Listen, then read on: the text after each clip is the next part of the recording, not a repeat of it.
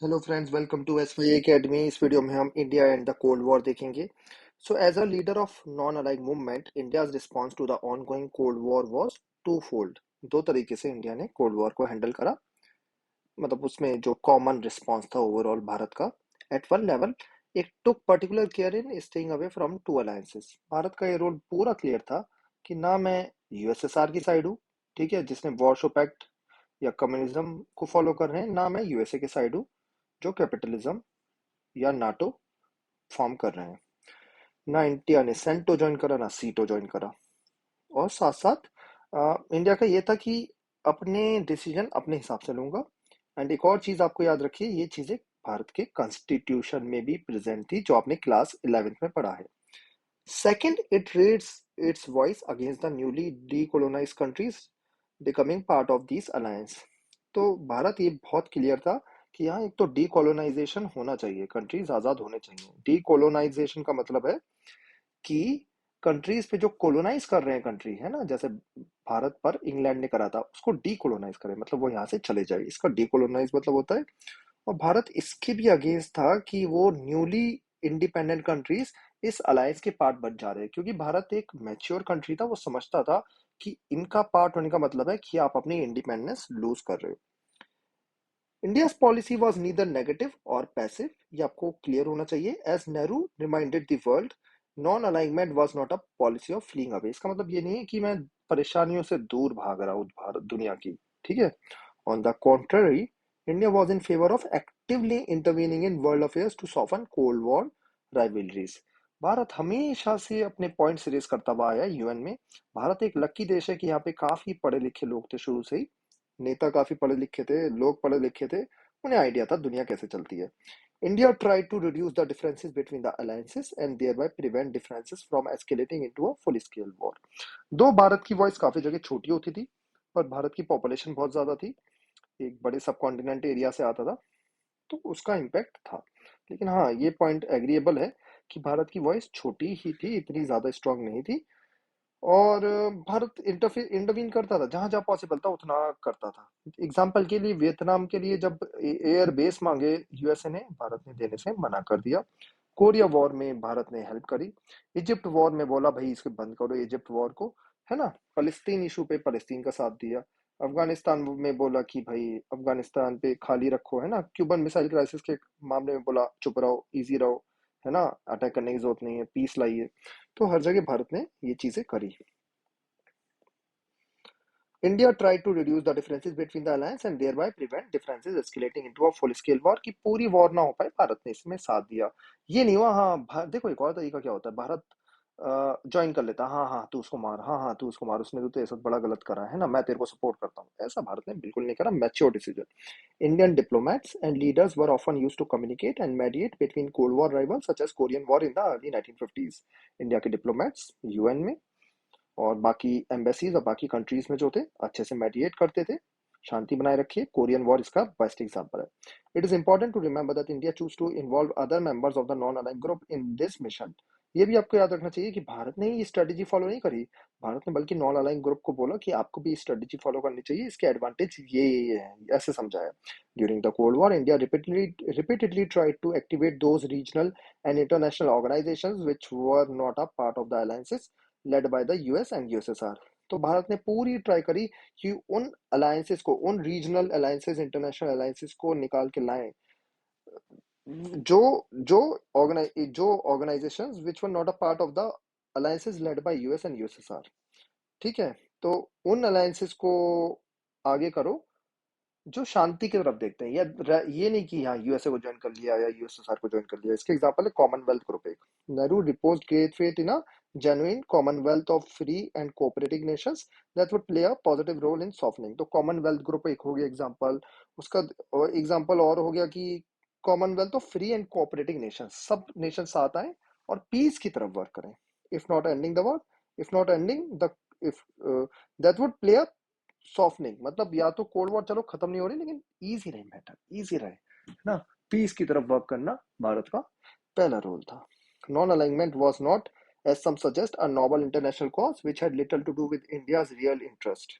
ठीक है, ये भी आपको याद रखना होगा कि नॉन अलाइनमेंट कोई ऐसा कॉज नहीं है जो was not a noble international cause which had little to do with India's real interest, as a non-aligned posture also served India's interest very directly in at least two ways. तो यहाँ पे ये याद रखना होगा कि नॉन अलाइनमेंट बस ऐसा नहीं है कि हाँ एक चीज है, फालतू की चीज है जिसमें इंडिया का कोई रियल इंटरेस्ट नहीं है, ठीक है।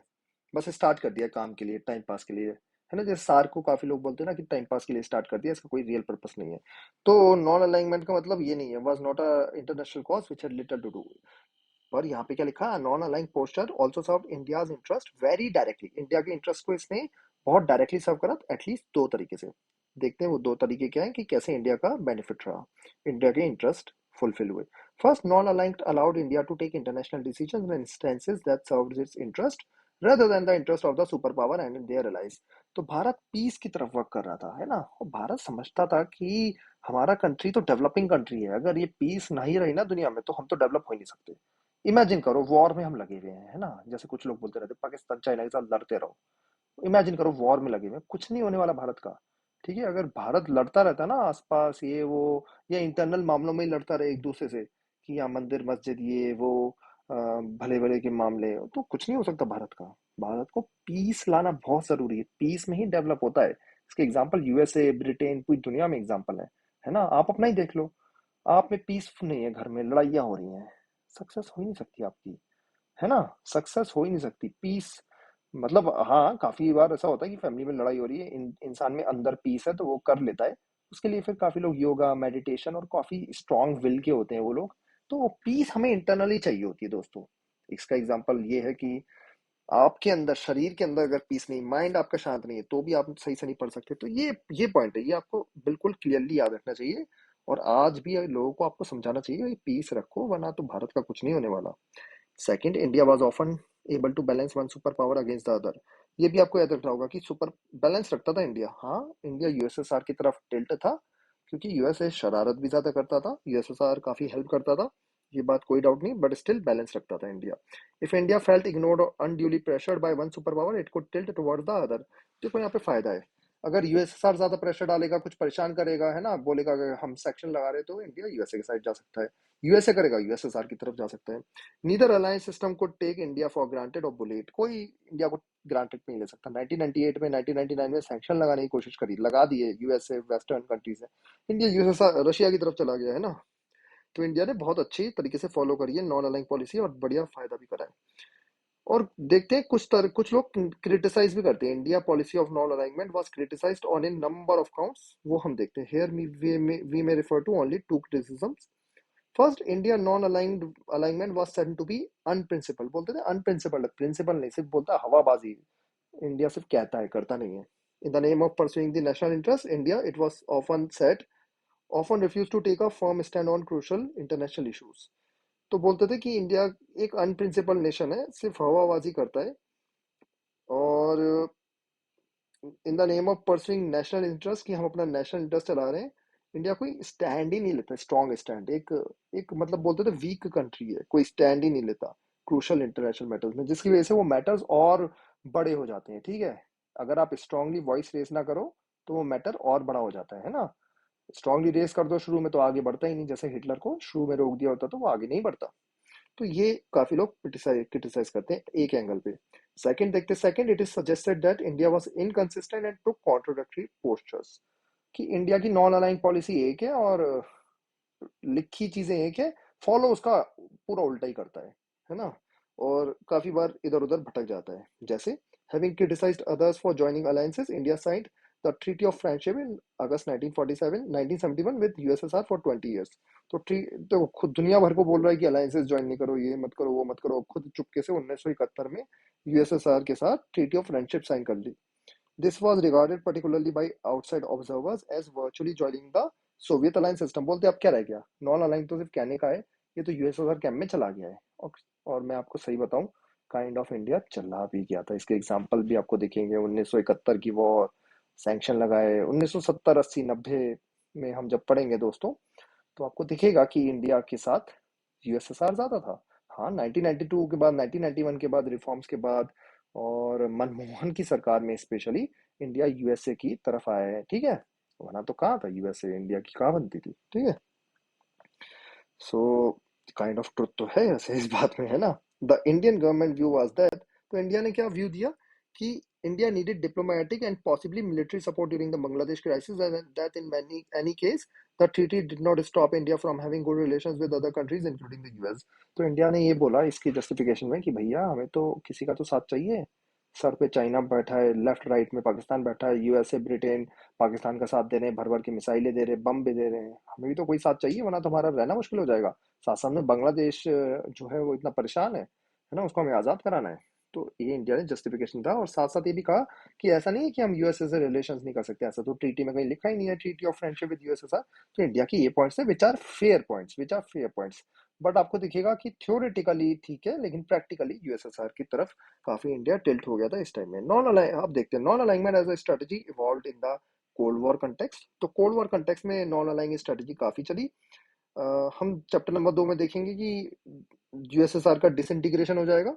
कब हो जाएगा? 1991 में, एंड उसके साथ साथ कोल्ड वॉर भी खत्म हो जाएगी। ठीक है। Non alignment both as an international movement as the core of India foreign policy lost some of its earlier relevance and effectiveness. तो ये दिखेगा कि जब कोल्ड वॉर खत्म हो गई, यूएसएसआर खत्म हो गया, तो क्या नॉन अलाइन मूवमेंट का कोई रियल मीनिंग भी है? ये क्लियर नहीं होगा, और रिलेवेंस भी थोड़ी कम होगी, ये भी हमें दिखेगी। पर एक क्वेश्चन यही आ जाता है जो मैं शुरू से पूछ रहा हूँ, क्या कोल्ड वॉर सच में खत्म हो गई है? ठीक है, काफी बार ये यूपीएससी में भी क्वेश्चन आ चुका है, इससे भी आ सकता है। However, non-alignment contains some core values and enduring ideas। लेकिन ये आपको याद रखना पड़ेगा, आंसर हमेशा पॉजिटिव नोट में दे। तो नॉन अलाइनमेंट के अंदर कुछ प्रिंसिपल्स हैं, आइडियल्स हैं, ठीक है, एंड्यूरिंग आइडियाज, वैल्यूज जो अभी भी रिलेवेंट है।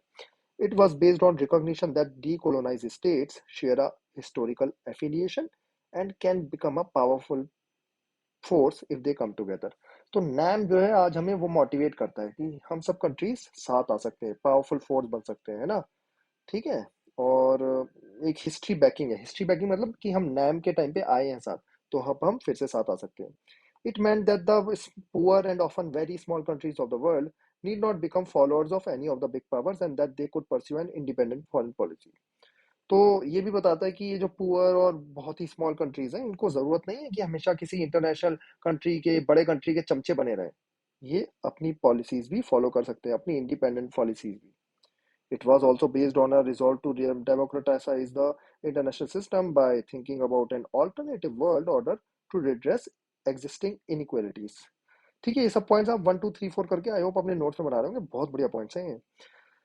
तो it was also based on the resolve to democratise the international system, कि सबको अधिकार होना चाहिए वोट का। ये नहीं कि सिर्फ बड़े बड़े कंट्रीज यूएन में कुछ बोल दिया और वही चलेगी। यूनाइटेड सिक्योरिटी काउंसिल को जो परमानेंट मेंबर्स हैं उनकी थोड़ा वो वहां पे भी हमें इंप्रूवमेंट करने की जरूरत है। ये नैम से ही हमें निकल के आता है। ठीक है, वर्ल्ड में हमें इनइक्वालिटीज खत्म करनी पड़ेगी, हमें एक ऑल्टरनेटिव वर्ल्ड ऑर्डर के बारे में सोचना पड़ेगा, जहाँ अफ्रीका, लैटिन अमेरिका, एशिया की भी वैल्यू है। These core ideas remain relevant even after the Cold War has ended। तो हाँ, कोल्ड वॉर खत्म हो गई है, लेकिन ये आइडियाज तो आज भी रिलेवेंट है। क्यों? क्योंकि अफ्रीका की हालत ठीक नहीं है, एशिया के कंट्रीज की हालत ठीक नहीं है, अभी भी डेवलप कंट्रीज डोमिनेंस चलाते हैं, है ना। वॉर में चले गए, यूक्रेन और रशिया ने यूक्रेन पे युद्ध कर दिया, यूएसए ने अफगानिस्तान, ईरान, ये लिबिया, जो मन चाहा उस पर युद्ध कर दिया, जिस पे चाहा नहीं करा, है ना। अपनी चलाते हैं, और उसकी वजह से इंटरनेशनल ऑर्डर हिल जाता है, स्टॉक मार्केट गिर जाता है, इंडिया का बैलेंस पे पेमेंट खत्म हो जाती है। आज देखो ऑयल की इतनी कमी हो गई है ना। तो ये सब नहीं चलेगा। ठीक है, ये पॉइंट्स नैम से निकल के आते हैं, और नैम हमें ये समझाता है कि अगर ये सारे कंट्रीज मिलके आए, छोटे छोटे कंट्रीज, तो इनकी वॉइस में दम तो है, सुनना तो पड़ेगा, है ना। तो that's all friend from my side. I hope आपको ये लेक्चर अच्छा लगा।